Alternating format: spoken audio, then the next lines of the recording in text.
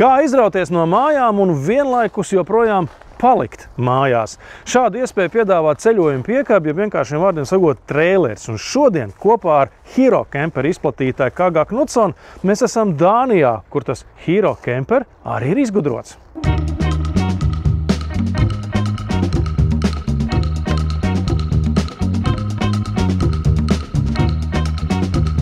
Uzņēmuma vēsture aizsniedzas līdz 2009. gadam, kad tas uzsāka kemperu aksesuāru tirdzniecību, bet pats neko vēl neražoja. Bet tad mūsu izpilddirektoram radās ideja par mazu lāses formas piekabi. Viņš izveidoja konceptu kopā ar kādu dāņu dizaineri, uzbūvēja mazu prototipu, bet tad 2018.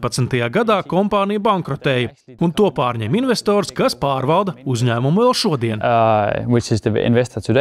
Nu, te tas viss arī notiek pavisam nelielās ražošanas telpās. Augšā mums ir birojs, šeit savukārt ir demonstrācijas zāle, būtībā tāds reāls kemperu autosalons, kur būtībā ik viens, kas atrod adresi, var atbraukt un paskatīties, arī pataustīt, iekāpt iekšā, drusciņi pat pagulēt, man sakot, uzzināt, kas tas Hero Camper tāds ir. 2020. un 2021. gadā mēs mainījām stratēģiju, 100% fokusēties uz Hero Camper. Kopš tā laika ceļojuma piekabes ir galvenais darbības virziens. Hero Camper nu jau pazīst 25 pasaules valstīs, arī Latvijā. Pārsvarā tā ir Eiropa, bet mazliet arī ASV, Austrālija, Jaunzēlande un Ķīna. Gadā Hero Camper spēj izlaist starp 250 līdz 450 piekabēm. Tas nav daudz, un pamatmodelis ir tikai viens. Taču katrs traileris ir atšķirīgs.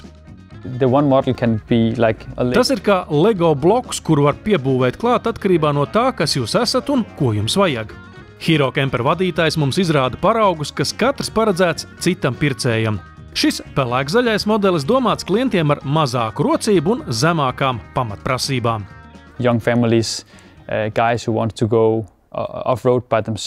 Jaunas ģimenes, ļaudis, kas vēlas doties bezceļā, kā arī pāri, kas vēlas doties pārgājienos. Ar plašu telteni papildinātais variants iekārtots tā sauktajiem vientuļajiem vilkiem, kas dodas ilgstošos pārgājienos vienatnē. Jā, lielisks komplekts vientuļajiem vilkam, individuālajiem ceļotājiem. Starp citu, ir jautājums, cik tad īsti tāds Hero Camper sver, un te ļoti labi parādīts, ka atkarībā no komplektācijas pašas piekabes, paša traileru svars ir apmēram 900 līdz 950 kg, bet pieļaujamā pilnā masa ir 1,5 tonna. Tas ir kopā ar visām mantām, un piederumiem, nezinu, viss, kas tur ir iekšā.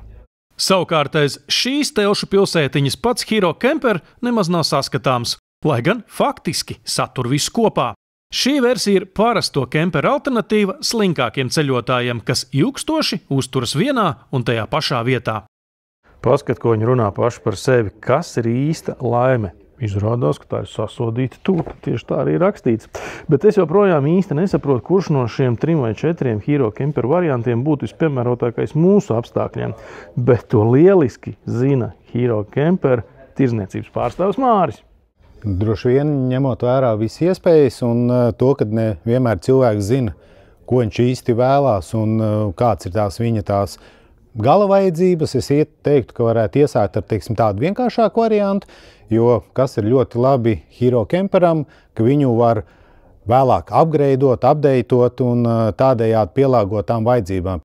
Hero Camper vidējā cena ir aptuveni 30 000 eiro, gandrīz kā nelielam automobīlim, tikai vērtība gan krītas lēnāk. Tā kā viņiem nemainās tik bieži tie modeļi, un tas nav tā, ka tu viņu šodien nopērci, un viņš jau pēc gada jau skaitās jau vecais modelis, jau ir jaunais. Līdz ar to arī tā vērtība viņiem nezūd.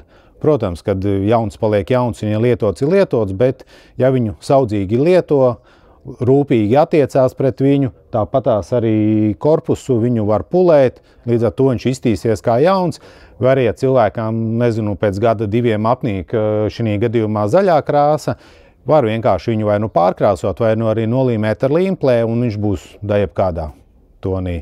Nav gan arī tā, ka gadiem tiek ražots viens un tas pats modelis bez izmaiņām. Dānijā pirmo reizi aptaustījām Hero Camper uzlaboto jeb 2025. gada versiju. Tā ir lielāka ūdenstvertne, labāks apgaismojums un vieglāka priekša. Ir arī daži paneļu uzlabojumi, vairāk virtuves aksesuāru. Kopumā glītāka apdare un nedaudz uzlabota elektronika.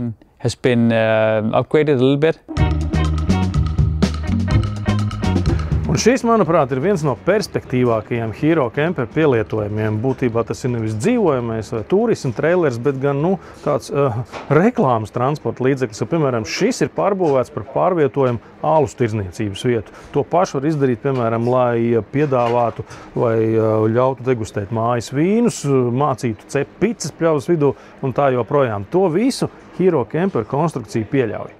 Kempera korpuss ražots no sevišķi izturīga un termoizolējoša materiāla sendviča. Konkrēti ir paraugs materiālam, no kā ir taisīts pats Hero Campers. Un labā lieta ir tā, ka tas nav tikai sāns vai jumts, bet viņš ir pilnībā gan jumts, sāni apakša.